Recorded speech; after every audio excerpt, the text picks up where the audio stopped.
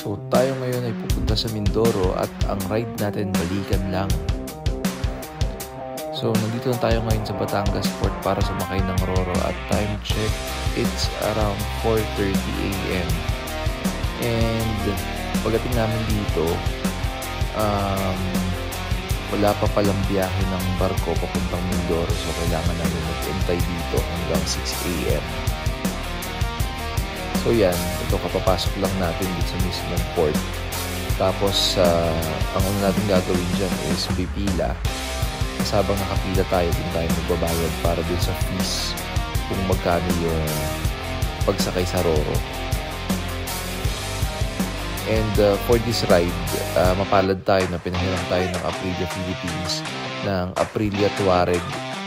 So ang Aprilia Tuareg, isa ito sa mga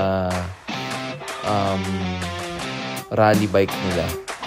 Usually ginagamit ito pang off-road, and itong bike na to is may mga napanalunan na rin mga off-road competitions abroad. So yan, inabot na tayo ng umaga, and itong mga oras na to i-load natin yung motor natin sa barko.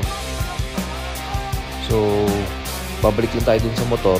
Ang displacement nito is 660cc, nagpo-produce ng 105 horsepower, and ang engine nito is parallel twin, parehas nung sa Aprilia RS 660 tsaka sa Aprilia Tuono 660.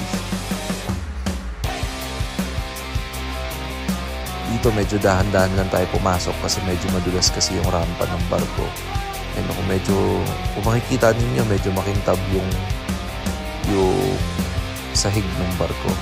Tapos yan si Kuya, siya yung nag-guide sa atin kasi sila rin yung magtatali ng mga motor natin pagkaparada natin dito.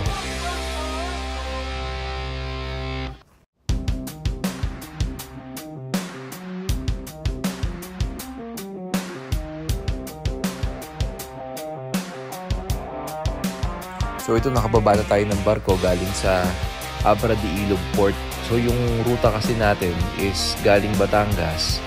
Sumakay tayo ng Roro papuntang Abra de Ilog. Tapos magra-ride tayo ng more or less 500 plus kilometers from Abra de Ilog going to Calapan, Mindoro.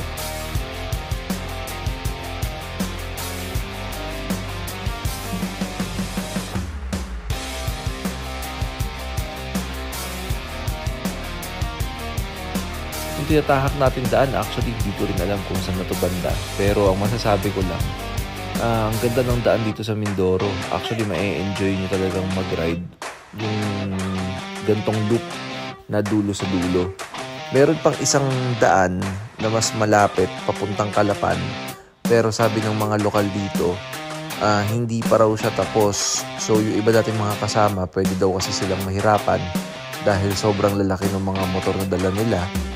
Actually, mga BMW GS 1250. Off-road daw kasi yung dadaanan, loose gravel, and hindi pa ata dugtong yung tulay. So, meron din river crossing. So, kung hindi ka sanay sa mga off-road, possible na mahirapan talaga yun na daanan ng motor or riding ng isang big bike yung daanan na yun.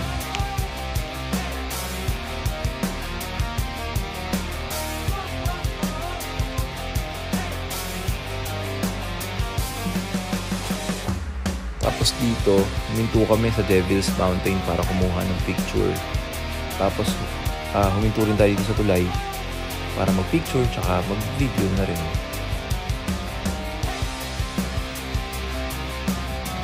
Tapos ito tinatahak natin daan. Nasa kalagitnaan na kami ng Mindoro nito eh. So medyo malapit-lapit na rin tayo sa Calapan yan. And tingin ko aabutin nga talaga kami ng gabi niyang mga oras na yan, kaya medyo pinapaspasan na rin namin yung takbo dahil baka hindi namin abutan yung barko or late na kami makasakay ng barko.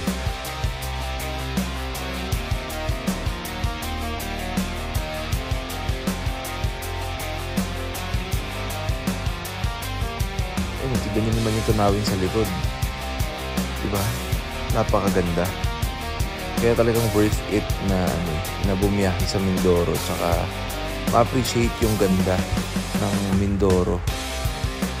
Yung mga hindi pa siguro nakakapunta, yan, maganda na ma-try nyo rin at mabisita rin yung isla ng Mindoro.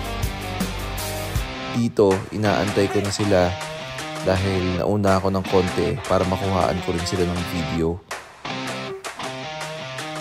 Dito kinukuha ko yung cellphone ko kasi hindi ko kasi makuha, medyo matigas. So yan, pwesto tayo dun sa kabilang kalsada, tapos aantayin natin sila.